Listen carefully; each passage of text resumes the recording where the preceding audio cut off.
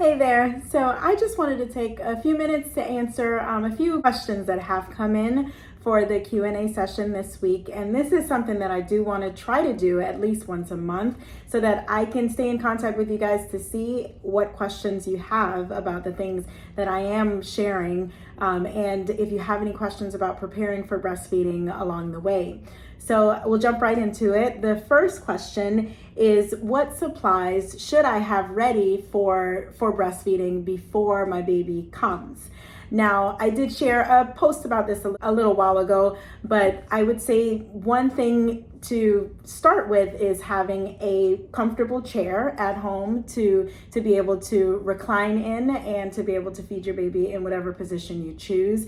With that chair, I recommend having some sort of a footstool because you don't realize how much breastfeeding can weigh on your back and can cause some pain, and just having a footstool to elevate your feet relieves the pressure off of your back and helps to bring your baby closer to you while you're breastfeeding. So a chair with a footstool. Next, some sort of a breastfeeding pillow. Boppy is probably one of the popular brands, but some sort of a breastfeeding pillow that fits around you so that you can feed your baby comfortably. And breastfeeding clothes, of course, are helpful. Having clothing that makes your breast basically pretty accessible to your baby when you're around the house and also when you go out as well.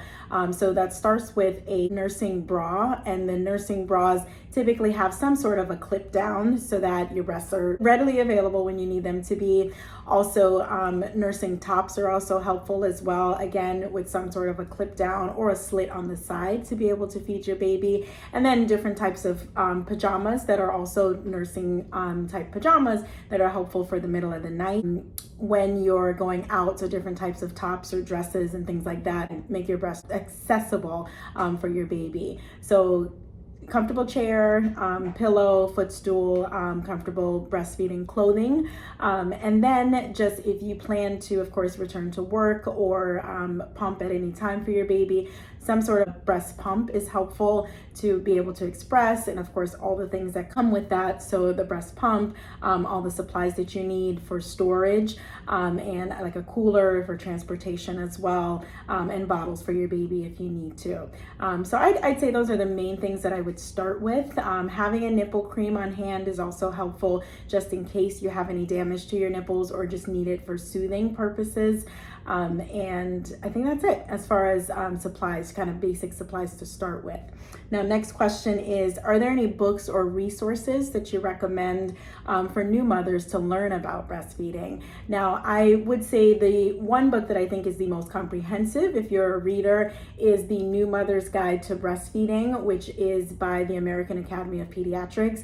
That is a great resource for breastfeeding information. Now, of course, I'm a resource here for you as well, both on my social media platforms as well as my website. I have tons of information at mommyandmeconsulting.com that gives you lots of information about different topics and different stages of breastfeeding. And my email, I have an email list where I send out a weekly newsletter with breastfeeding tips and advice, both practical as well as kind of research-based information as well. So I'm here to be a resource for you as well. But as far as a book goes, I do recommend the American Academy of Pediatrics book, The New Mother's Guide to Breastfeeding.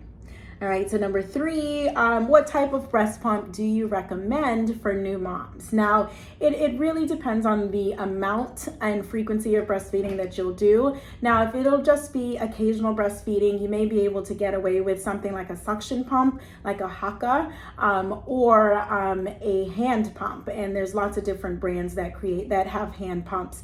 Now, those are just kind of for occasional pumping if you don't plan to do it regularly. Now, if you do plan to either exclusively pump or to go back to work or school and need to pump regularly, then some sort of a double electric pump is going to be helpful, just so that you can express the most amount of milk for your baby in the shortest period of time. All right, so The next question is, how often should I nurse my newborn? So this is a question for after delivery. Now, typically you'll hear guidelines as far as like every 2 to 3 hours or so.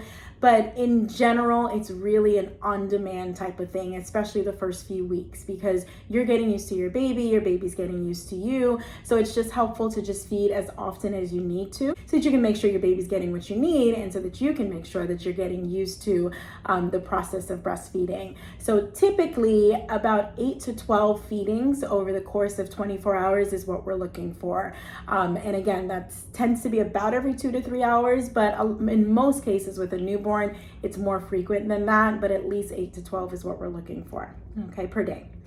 Now, next is, how do I know if I'll have enough milk? Now, it's tough to know from the beginning exactly how much milk you'll have.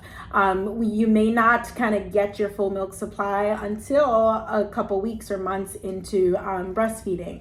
So, and honestly, the size of your breast is not an indication of how much milk you'll make. And even if you've had a baby before, that supply does not always indicate how much you'll make the next time around as well. So really, like the only way you'll know is by your baby gaining enough weight appropriately, having appropriate wet diapers throughout the day. Those are our signs that your baby is getting enough. So hard to know while you're still pregnant if you'll have enough, but the key, of course, is just feeding or pumping often, and just making sure that your baby's having those wet diapers and is of course satisfied and gaining weight appropriately. All right, so then next is, when should I start pumping and how often should I pump? Now, this is also another it depends question and answer, because it really depends on what your plans are. Like if you plan to just exclusively breastfeed directly breast to baby's mouth, then you may not need to pump ever. Honestly, it's not always a must. But then to the other extreme, like if you plan to either exclusively pump or if you plan to go back to work or so, then you may need a different pumping plan. So I would say initially the soonest that I would pump is kind of when your milk is actually in. So between day 3 to 5, normally by about day 5, when things are kind of calming down as far as your inflammation goes after your milk has come in. And typically at that point, you also don't want to overdo it as far as pumping goes. You really just pump for comfort in those first few days. Like if your breast just feels so full and your baby's not emptying the breast the way that we want, then you may need to pump for comfort. But in the first few days, you also don't want to necessarily pump to empty unless your baby has completely skipped a feeding or can't feed for whatever reason, because you'll end up making an oversupply of milk, and we don't want to do that. So initially, like I said, earliest day is around day 5, mainly pumping for comfort. Now, if you're planning to go back to work and you're directly feeding your baby from the beginning, then you may be able to sneak in like 1 or 2 pumping sessions for the day, but usually not more than that if your baby is otherwise feeding well at the breast. So that's kind of how often, and then how soon. Now, if you are already back at work, then you should pump every single time your baby's getting a bottle. And that is around every 3 hours, depending on how old your baby is. But you generally want to make sure that you are at least pumping to replace everything that your baby is taking via the bottle. All right, so that's that question.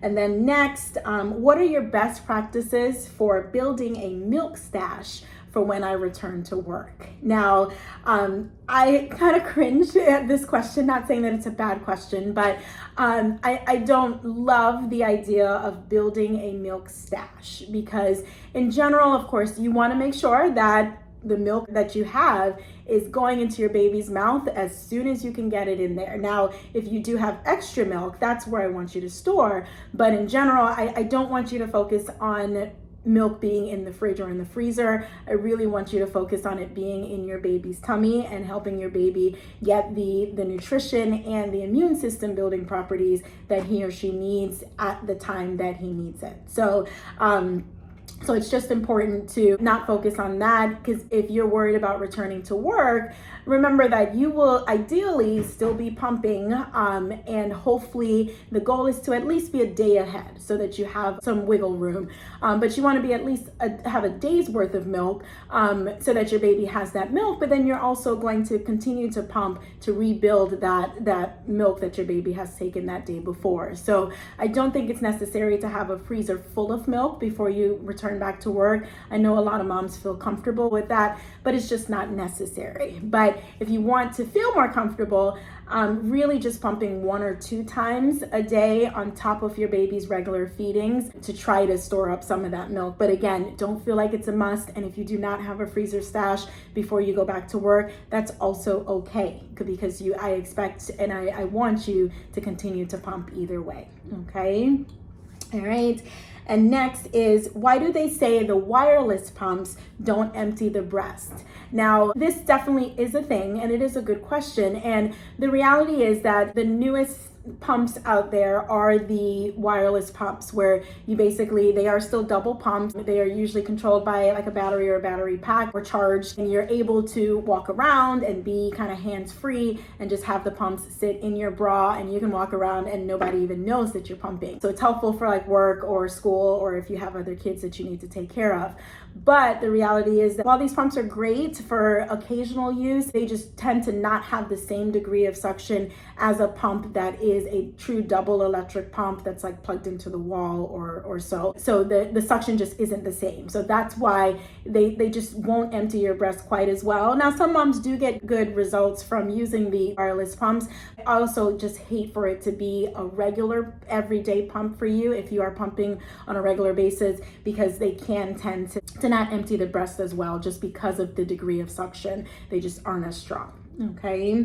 And then next, are there any gummies or supplements that help, mainly with supply? Now, I know there are a ton of different supplements out there when it comes to breastfeeding and increasing supply. And my main suggestion for increasing supply is to make sure that you're feeding and or pumping on a regular basis. And if your baby is less than like 4 to 6 months old, that includes feeding or pumping through the night to maintain your supply, unfortunately. Typically 1 5-hour stretch overnight is not going to do much harm, but otherwise about every 3 hours or so, you want to make sure that either your baby's stimulating your breast or you're pumping to maintain your supply, because breastfeeding, of course, is all about supply and demand. So the more frequently and the more efficiently you empty the breast, the more milk you'll make, and you'll help to maintain your supply. So that's the main thing, is just emptying the breast often.